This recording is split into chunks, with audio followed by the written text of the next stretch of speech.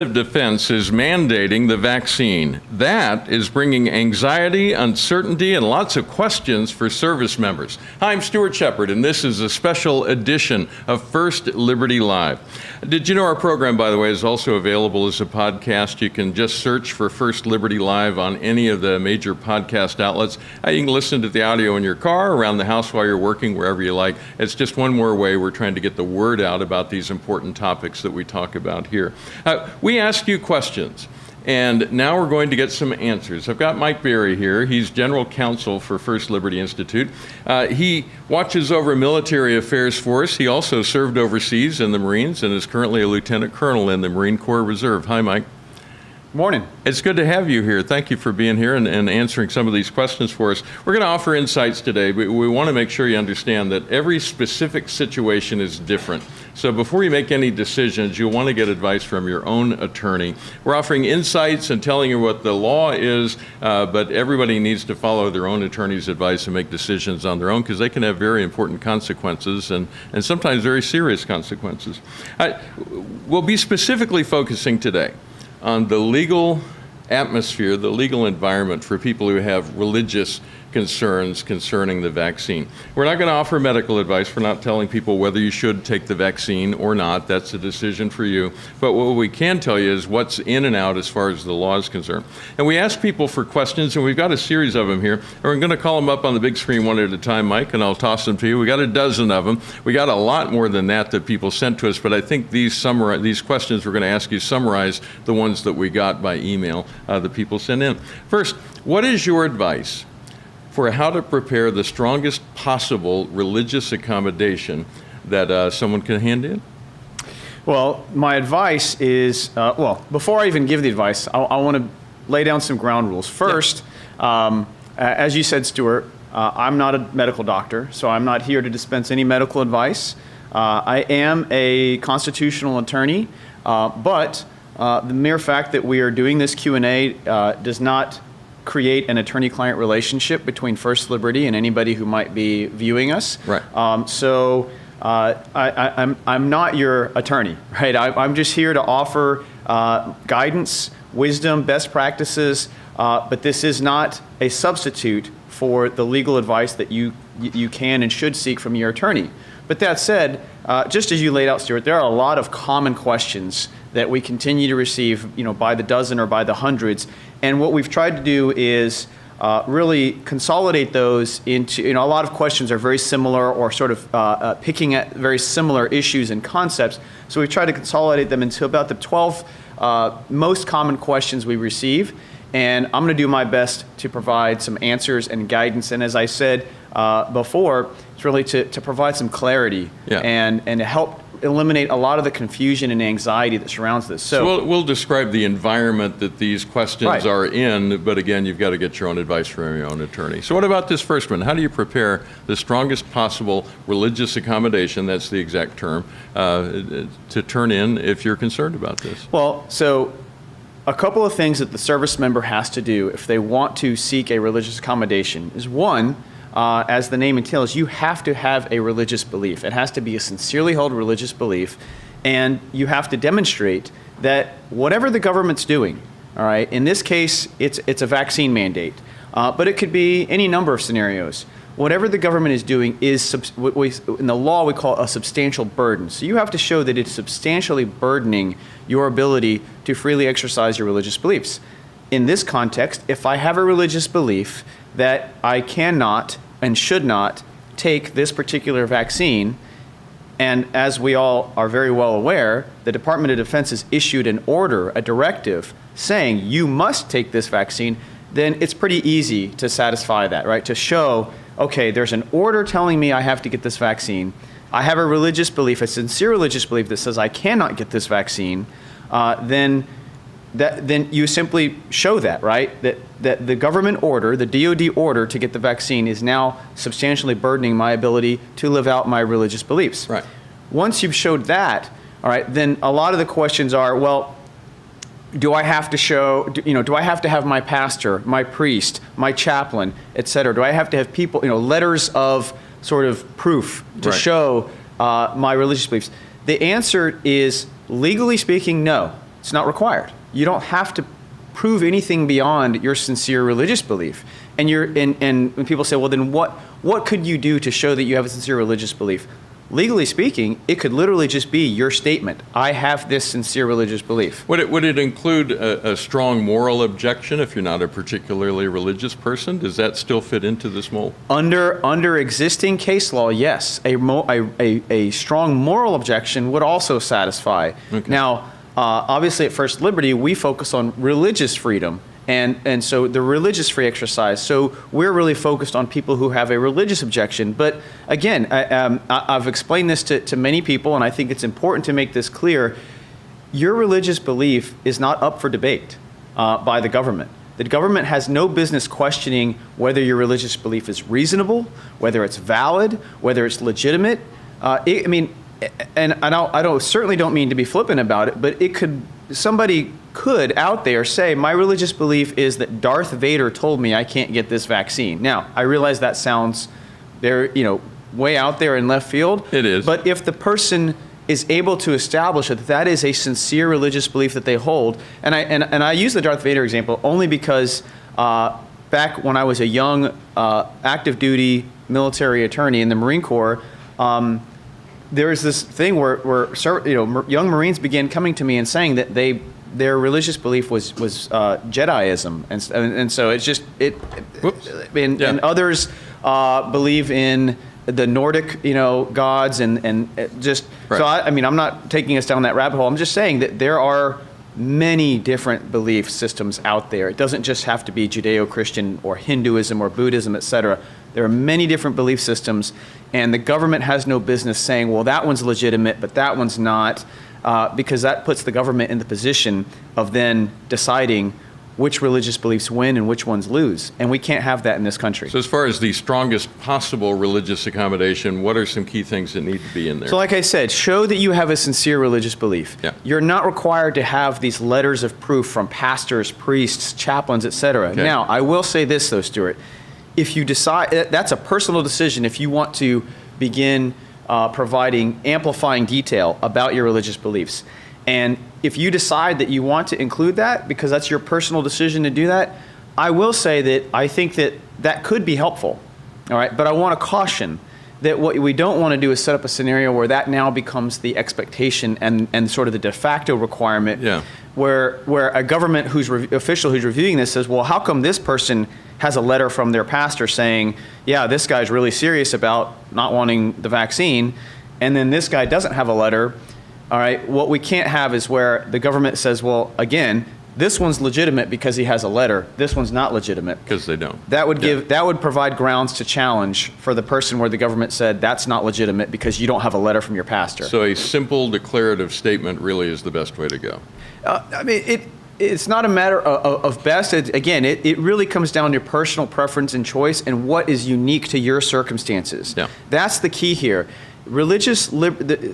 So assuming that your request is denied, and this is dovetailing a little bit into question 2, yeah. But if your request is denied and you end up going down the road to an appeal and let's bring that up. Since you're already moving there, the second question is, what is the legal process if that religious accommodation request is denied? So go ahead there. Yeah, and so if it is denied and you end up going down the road of appealing that, all right, then what the Supreme Court has said repeatedly, and what the case law and regulations require is what we call an individual analysis, right? It's an individual inquiry. So the government, whoever the adjudicating authority is for the government, they have to do that analysis specific to the individual and their circumstances. And that's why I keep going back and saying it's whatever is most appropriate for your circumstances.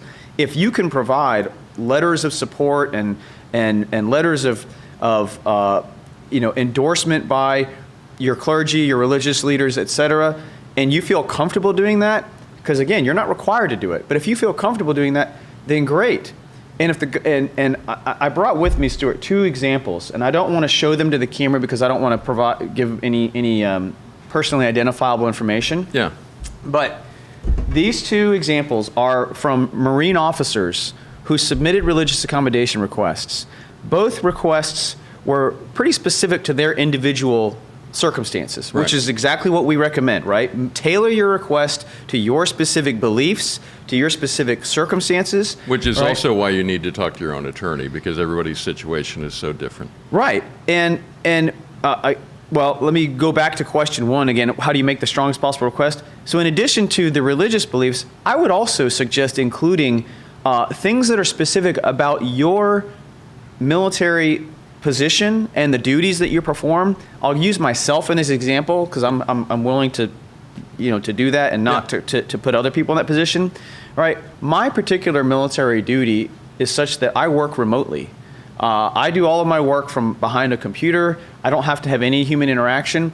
I would include that in my request, right? I would explain that and say, I don't have any interpersonal, physical interaction with other service members. So what there is almost zero risk Right. of, a COVID, being spread from one person to another because I have no interaction. So I would include those circumstances. Going back to these two denied requests that I was looking at, that's what these service members did. They included information that was specific to their circumstances. One of them is stationed in California. The other one is stationed in North Carolina. Okay, so they submitted unique, specifically tailored requests, 3,000 miles apart, Right. different commands. All right, they both ended up at the same adjudicatory authority, right? The same decision maker. And the denials that they have, these two denials, other than the names of the people involved, of the people making the request, these denials are literally identical, Huh. right? They're carbon copies, verbatim. What does that tell you? So what that tells me is that the decision maker here, and I'm not going to name them, but the decision maker, my suspicion and my assumption is that they're using a template to issue blanket denials. Right. And this is the proverbial rubber stamp, right? Where it's the same language that they're using, which is not what the law requires of the government. The law requires, as I said earlier, the government to do an individualized inquiry. It has to be specific to that individual, and they have to address that individual's religious accommodation request and speak to why the government can't accommodate that person and that circumstances. So if you're watching this and your request is denied, all right, and the question I'm getting is, what do I do if my request is denied? The first thing you should do is look at what the denial says. Was it specific Is to it what you wrote? specific to your religious accommodation request? If it is, all right, then it looks like, then in that case, the government's probably doing what it should be doing. But if it's not, and I suspect the vast majority are not going to be specific to your religious accommodation request, they're going to be like these two right here. Yeah. I would please send us via the email address that's provided, right? Send us that denial in writing so that we can evaluate it, because if we start to get hundreds of these or thousands of these, that's going to create a very, very compelling case that the government is not following the law, and then it's just issuing blanket denials across the board without doing what the law requires. I was going to mention this at the end of our conversation here, but since you brought it up, if you go to firstliberty.org at the top of the page, there's a link in a little box there that says Get Legal Help, and that is the best way to contact us with that sort of thing, and you can send the information in, and we'll work on them. All right. All right, I spent too much time in the first two questions. Well, but those are important. I mean, they are. It takes time to unpack that. You ready for three? Yes. All right. What can the military do to me if my accommodation is denied? So they're concerned about what can happen to their career and their future. Let's unpack this, and this actually ties into sort of an addendum question that I added at the end, because I started to notice a lot of people asking this question. Yeah. So while your religious accommodation request is pending, so while it's being reviewed and the decision maker, whoever that is looking at it and deciding whether to approve it or deny it, and even pending appeal. If you decide to appeal a denial, right? Well, let me back up. If it's granted, great, right? You're golden. All done. Get the approval in writing, and you better wave that thing around like it's a get out of jail free card, because that's almost what it is in this case, right? Because we're hearing all these horror stories about service members being separated and threatened with court-martial, et cetera. So if it's granted, great. If it's denied, all right, you have the right to appeal the denial. And the service member can appeal the denial within the military up to the service secretary. So if you're a Marine, a sailor, it goes to the Secretary of the Navy, Army, up to the Secretary of the Army, Air Force, Secretary of the Air Force, et cetera. So, but while that is all pending, okay, What can they do? They cannot and should not do anything to punish you, to discipline you, all right, in what we call in the law adverse employment action. So service members will be familiar with the language I'm using, Article 15 or NJP for not getting the vaccine, removing you from the promotion list, if you're an aviator, removing you from flying status, all these things that we all know and are familiar with as being, adverse action, disciplinary action, adverse administrative action, a general officer memorandum of reprimand, a letter of admonishment, et cetera. If we in the military would consider it to be detrimental to your career and to your advancement, then it's adverse, and it can't happen.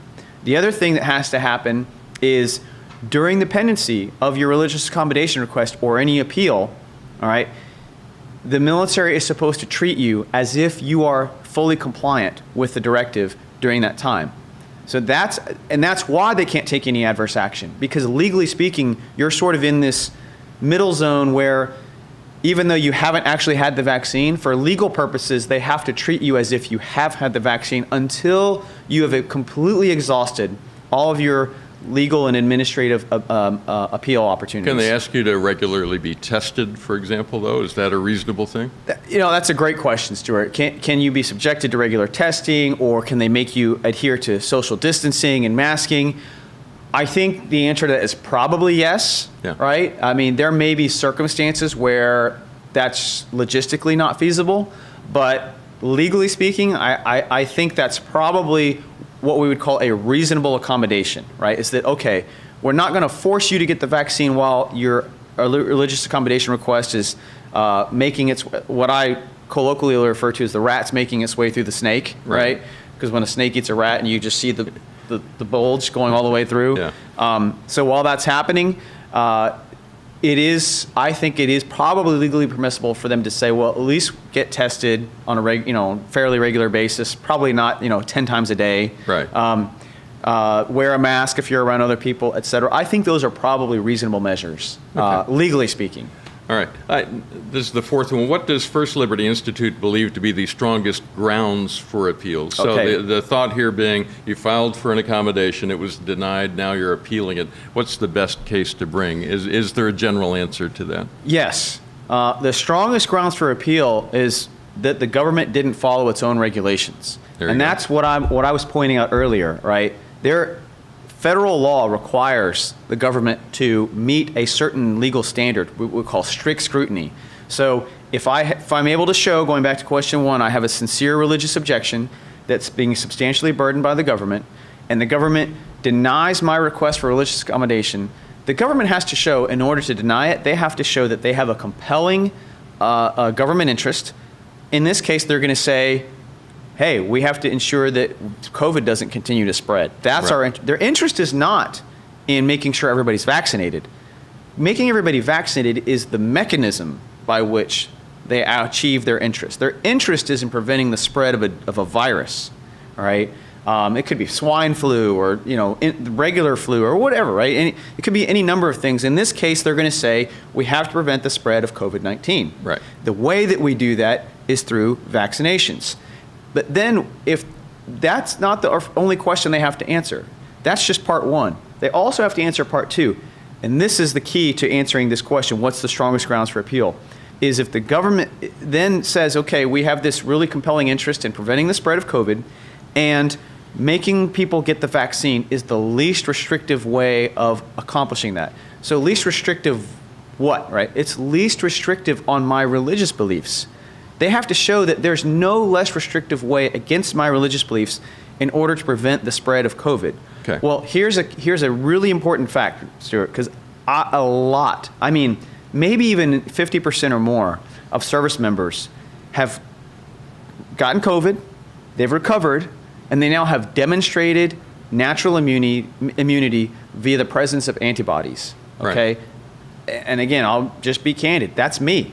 all right? I have a positive antibody test. In fact, my doctor, I remember her words. She said, "Congratulations, you have natural immunity." And if I can show that, I believe, this is just my opinion as an attorney, that demonstrated natural immunity accomplishes the government's objective. Because what did we say their objective was? Stopping the spread. Stopping the spread of the virus. Well, what does the vaccine do? It stops the spread. It stops the spread via immunization, right? Immunity. It creates an immunity. It creates it artificially. If my body has already done naturally, according to my doctor and according to my blood test results, my body is doing naturally what in a needle is done artificially. Why? I believe that I should be able to use that to demonstrate I've already accomplished what what your compelling interest is in a far less restrictive way on my religious liberty. So I think that's a 1-2 punch that's very powerful in terms of grounds for appeal. One, the government's not even following its own regulations. And two, it didn't satisfy strict scrutiny, that legal standard of, the 1-2 step that they have to do. Right. Now, this is in real time. It's not theoretical. It's not hypothetical. It's actually happening, and people are dealing with it. And the next question deals with that. They say my unit is punishing me while my religious accommodation is pending. Is this lawful? Yeah, and I touched on this a moment ago. You did. Absolutely not. It is not lawful for you to be punished administratively, disciplinary, etc. You can't be removed from a promotion list. You can't be now. Certain operational requirements like flight status, etc. Those are more gray area because there might be operational necessities involved. But in terms of actual punishment, right, something that can't be reversed, like if you get NJP'd or Article 15, as they call it in the Army, if you receive a GOMAR, a General Officer Memorandum of Reprimand, a letter of admonishment, anything like that that's now stuck on your record, all right, then that's a form of punishment or adverse action, and it's unlawful. You need to absolutely document that and include that in your appeal, that I was punished, right, while my religious accommodation request was pending. And legally speaking, I'm going to reiterate this point, legally speaking, while your accommodation request is pending, you have to be treated as if you are fully compliant with the directive. Yeah. Next question. Can I challenge the vaccine mandate because, and this is Pfizer's name, their brand name for the drug, Comirnaty, I believe is how they're saying it, is the only FDA-approved vaccine, and the one DoD is providing is only under an EUA or an experimental use? This is probably the most common question that we've gotten that is not directly related to religious liberty, right? The Comirnaty versus the BioNTech question. Yeah. Because the Comirnaty is the one that is the one that's actually FDA approved, and DoD or FDA has said, but we actually the Comirnaty won't actually begin full production until I think 2023 or something like that. And so the DoD is providing one that is called BioNTech that is under an emergency use authorization. So you have the difference between an FDA approved and an EUA, right? And legally speaking, all right, the DoD should only have the authority to require you to get one that has full FDA approval and not one that has EUA approval. Right. But then the FDA and the DoD have issued these memoranda saying, well, even though they're legally distinct products or vaccines, they're actually interchangeable. Now, again, I'm not a medical expert, so I can't delve into what makes them different or legally distinct or whatever. Here's what I will say in terms of, can I use that as the basis of my challenge? I certainly think that it's probably worthwhile to include that as a secondary or even tertiary point to your religious accommodation request, but I would not make that the centerpiece of your request. The reason I say that is I really believe that it's a delaying tactic. It's not a winning strategy, it's a delaying tactic because it's only a matter of time before BioNTech and all these other variants start to get approval. The other reason I say that is my fear is that if somebody walks into court to challenge this and says, DoD said get the FDA approved vaccine. The only one that's FDA approved is Comirnaty, and they're not providing me Comirnaty, they're providing me with something different. If I'm the DoD and if I'm the DoD lawyers, I tell the judge, you know what, Your Honor, let's push time out. I'll be right back. I'm going to go get that community, and I'm going to bring it here, and then now the guy has to take it, right? Yeah. So that's my question to any service member who raises this argument is I say, if DoD is able to provide you with the community, are you still going to object on religious grounds? Or, so is your objection that, that they're interchangeable and you don't believe they're interchangeable, or is your objection to a religious objection to vaccines? Because if it's a religious objection to vaccines, then it shouldn't matter whether it's community or something else. So legally, you're setting a trap for yourself. Exactly. That they could come back. Exactly. So that's why I don't believe that that's the strongest grounds to use. Okay. Next question. Can I resign or voluntarily separate before my command tries to punish me if I refuse the vaccine? Another very, very common question. This one is the answer. People hate lawyers because we say this. The answer is it depends. Yeah. All right. It really does depend. It depends on a lot of things. It depends on what your actual retirement status is, because as most people in the military know, there's such thing as statutory retirement. When you hit a point at which Congress has passed a law, and I believe it's 33 years. After you hit 33 years, you cannot, by law, serve a single day longer. Like you're done after 33 years.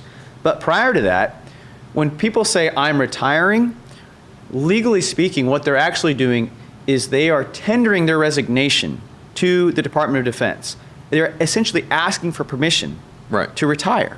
And that permission has to be granted. And sometimes it gets turned down. I mean, I've heard cases where people have tried to resign and they said, no, you're going to keep serving. Exactly. So can I voluntarily separate or retire before my command tries to punish me? And I've heard of a lot of people trying this and it not being successful. Right. And that's because again, it's like it's a contractual obligation, right? There's a contract between two parties, and both parties have to agree. Right. And if one party says, "Well, I want out," and the other party says, "Well, not until you satisfy fully your obligation to us," then they don't have to necessarily release you. So it gets really complicated, and some of it is a factor of how. I ask people all the time when they ask me that, especially if they're enlisted, because enlisted personnel understand this concept of an enlistment contract, right? For officers, it's a little bit different, but for enlisted, you have a contract that has a term of enlistment. And I say, well, do you still have remaining time on your term of enlistment? And they'll say, yeah, I still have 2 years left. Well, there you go. You still have 2 years left on your contract. Right. Similarly, for personnel who went through ROTC or attended a service academy or went through pilot training or all different types of schools, I tell them, read the fine print, because let's just use service academies as an example, because I used to teach the Naval Academy, so I'm familiar with this. Right. When you go through the service academy and then you go on active duty, you incur a particular obligation, and it might be 4 years or 6 years or whatever the case might be. And if you try to leave prior to the expiration of that, I tell them, I said, there's probably a buyout clause where you're going to essentially have to pay money to DoD to buy out of your contract. Because they invested in your education. Exactly. You didn't pay a dime for your education. It's not unreasonable, it's just the way it is. Right. So the answer to that one is, I realize it's not going to satisfy a lot of people, but I predict that could be very, very difficult for people to try to separate or voluntarily resign early in order to avoid punishment. It doesn't mean you can't try it. I don't foresee a lot of success. Now, there are many people who work for the Department of Defense who are not wearing a uniform, and this next question deals with them. What is the process for civilians? What legal authority does the Department of Defense have over them when it comes to this vaccine mandate? So, and this is another great question that a lot of people have asked. If you are a DoD civilian, then usually, it's not always the case. There are circumstances where you're subject to UCMJ, but for the vast majority of DoD civilians, you are not subject to the UCMJ. So that already puts you in a different category. Which is the Universal Code? The Uniform Code of Military Justice. Code, yeah. And I'm probably making the assumption that most of our audience is familiar with that terminology. Yeah. I got to stay away from the TLAs, the three-letter acronyms, right? Yeah. The DoD has a different type of authority over DoD civilians than it does active or reserve service members, because they don't have the the ability to court-martial a DoD civilian necessarily the way that they would with a service member. And DoD civilians, they also have, there's a different legal regulation that they're subject to. So if I'm a service member and I want to file a religious harassment complaint, I go through what's called the EO process, right? So it's the DoD EO process. Yeah.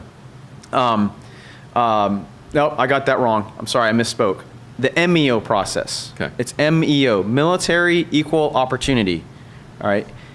If I'm a civilian, I go through the DoD EO process. So it's without the M. Right. Right. So the M means military, right? Military Equal Opportunity. If you're a civilian, you go through the Equal Opportunity. So really, the long story short on this response is they're almost parallel tracks, but they're just governed by different authorities. So if you are a DoD civilian, yes, you have the right to request a religious accommodation, just like service members do. If it's denied, you have the right to appeal it, just like service members do. And if that appeal is denied, you have a right to bring a lawsuit in federal court, just like service members do. Okay. It's just that you're falling under, and the one big difference, though, again, is going back to that UCMJ court-martial authority. The vast majority of DoD civilians are not going to be subject to court-martial authority. So instead of court-martialing you and trying to throw you in the brig, right, they're just going to fire you, or they will try to fire you, right? Which of course you can challenge, and I would recommend you challenge. Yeah. So it's essentially analogous to living in two different states where the laws are very similar, but there are some nuances you need to be aware of. Right. Is that a good way to think really, of it? you're a federal employee. So it's Yeah. like somebody who works for the Department of Justice or the U.S. Department of Agriculture. You just happen to work for the U.S. Department of Defense. Right. Okay. All right. Next question. I am in the National Guard. Can my governor's ban on forced vaccination, like we have here in Texas, be used to refuse the DoD mandate? Another "it depends" answer, and I'll go a step further, Stuart, and say this is one I need to do some more research on because it's a great question. Whoever asked this, I'm so glad they asked because it's one that I haven't necessarily thought deeply about because I don't get a lot of National Guardsmen and Guardswomen who come to me with these sorts of issues. Yeah. But here in Texas, for example, our Governor Abbott, has issued a vaccine prohibition, a mask prohibition, and has authorized the Attorney General of our state to enforce those. And by prohibition, to be clear, he's saying I used a you fancy can't be legal word. forced Right. to take them. You can't be forced to wear a mask. It can't be mandated. But he's not prohibiting them. He's just saying you can't be forced to. Exactly. So no governmental entity within the state of Texas can require somebody to wear a mask or can require somebody to be vaccinated. If somebody voluntarily chooses to do that, that's their choice, right? Yeah. We love freedom in Texas, okay? So, and so the question is, well, if that law is in place in my state, wherever you happen to live, but my National Guard Bureau in my state has said you have to get the vaccine, can I use the fact that my governor has banned forced vaccinations as a legal argument? And the answer is that's something that we're going to have to do some research on and maybe provide a follow-up with a response to that, or at least disseminate some information via our website. I like the fact that you're honest enough to give that answer rather than blowing smoke. Thank you for that, Mike. Well, the answer is I don't know, but I know how to find the answer. Yeah. Right? I can find the answer. All right. Next question. Under what authority can the Department of Defense determine whether my religious beliefs are real or legitimate? You dealt with this a bit in the first question. Go ahead and summarize that for us. No authority. None. Okay. All right? Nobody in the government ever has the right or the authority to determine whether your beliefs are legitimate, whether they are real, whether they are valid, whether they are reasonable. All right? That is not up for debate, and the Supreme Court has shut that door repeatedly. It's been tried in the past, and it's failed. So any government official who and even if they're a chaplain, I hear this a lot. Well, the chaplain tried to argue with me about the passages of Scripture that I presented as the basis for this. Chaplains can't do it either. Chaplains should not be doing that. And they also can't come to you and say that the faith group you belong to says it's okay, so why are you objecting? They can't raise that either. Yeah, now this is another common one. Catholic service members who say, well, I'm a Catholic. I object to this vaccine because I'm a pro-life Catholic, and I believe that the vaccine was tested, developed, or produced using aborted fetal stem cells, and I have a sincere religious objection to that. Okay, that is absolutely a valid religious objection. Okay, I can say that because I'm speaking as a citizen here, right? So yeah. I believe that's a valid religious objection. It is wholly inappropriate and illegal for anybody in the government to come to you and say, well, the Pope said that, or the Vatican said that it's okay to get the vaccine. What they're really saying is this: you are not a very good Catholic because you're not following what the Vatican said. And they don't get to do that. Yeah, I mean, absolutely. Nobody can ever do that to you. And that's whether you're a Catholic, whether you're Jewish, you're a Baptist, whatever your religious faith might be. All right, they cannot parade out a religious leader from your group and use that to say you're not doing your religion appropriately or properly. Yeah. Because they're the government. Remember that thing called the Establishment Clause that a lot of people seem to forget about conveniently when it comes to issues like this? The government can't start deciding what people's religious beliefs are. Now, this next question you already answered in some detail earlier. It was, what happens while my religious accommodation is pending? So I'm going to skip on past that one. If you want to rewind a bit, you'll hear the answer to that one. And the final question for you, and this one is interesting because it brings up a mixing of two ideas. Yeah. Can I combine my medical concerns with my religious objections in my religious accommodation request? In other words, mixing the concerns about maybe some medical outcome that may happen because of the vaccine in with your religious accommodation. Should you put the two together? You absolutely can. All right. Again, it's individualized. Tailor your religious accommodation request to your specific life circumstances, your faith beliefs, okay, whatever those might be. And if you have a medical concern about the vaccine, whether it's the use of mRNA, whether it is simply that I don't like to put things in my body that I'm not comfortable with, that haven't been tested properly, right? And your medical concern is informed by your religious beliefs, right? So I'll offer an example, right?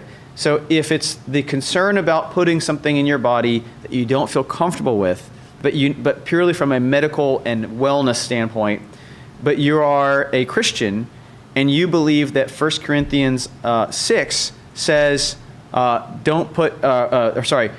you should not put anything unclean in your body, okay? Yes, you are absolutely free to say, what I say, the term I use is nest your medical concern within your religious accommodation request, right? Okay. To say, look, as a Christian, I believe that it's important to maintain my body as the temple of God, okay? That God created my body and that it is to be a temple to Him, that I'm to edify and glorify God, all right, through my body and through how I keep my body. That's why I eat healthy, I get physical, regularly do exercise and physical fitness, et cetera, all right? And so because of my sincerely held religious beliefs, I have this medical objection, yes. Weave them together in your request, right? And I actually think that makes a very powerful argument that, again, it doesn't matter whether you or me or anybody else looks at it and says, well, I can poke holes in that.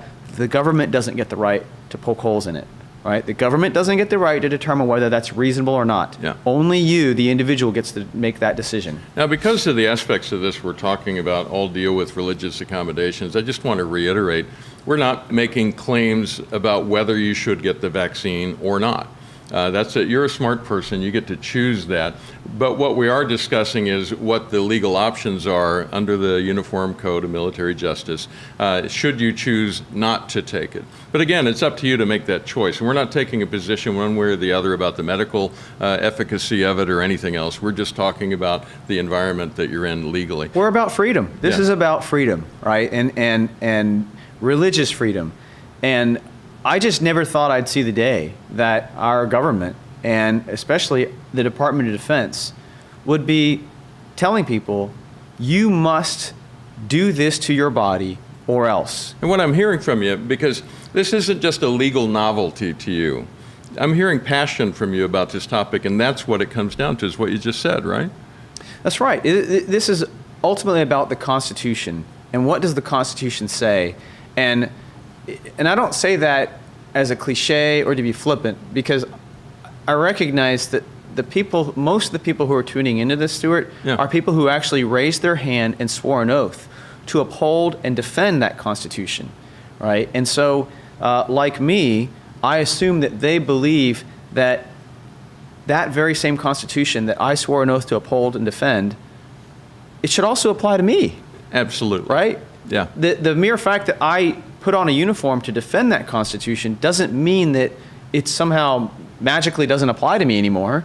All right? And so that's one of the things that we continually try to remind everybody in America at First Liberty is our service members give up many freedoms when they join the military, right? But not all of them. But they don't give up religious freedom. Right. No court and no law has ever said service members give up religious freedom when they join the military. Very good. Anything else you'd like to share to wrap this up before I move on? You know, I want to lay out at least sort of a procedural timeline for people to have a clear understanding of how this should work, right? I submit a religious accommodation request. And speaking of timelines, every service has provided different deadlines. So you need to look up what your service is and what the deadline is. And then even from there, different commands have, sort of walked back that deadline and said, well, we need your request to be in by this date. I recommend, even though it's really annoying to me, because I don't think they should have the right to do that, but I think you need to be professional, you need to be tactful and diplomatic. So yes, sort of satisfy all their little procedural hurdles and get it in early. Get it in when they ask for it. Yeah. All right, and then and use the forms that they want you to use. Have everything filled out properly so that they can't ding you on that. Is really the main point. Right. Submit the religious accommodation request, right, on time, using the proper format, etc. If it's denied, you then have again, a certain amount of time, depending on what service you're in. Usually it's going to be around 10 days to submit your appeal request. And that appeal request goes all the way up to the service secretary for your branch of service. If that's denied, still not the end of the road for you. If that's denied, you have the right to sue in federal court.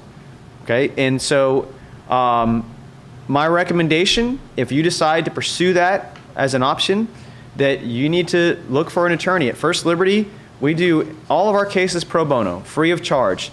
So there's no possible way, we just don't have the bandwidth, the capacity, or the resources to represent the hundreds, possibly thousands of service members who are going to be in this situation.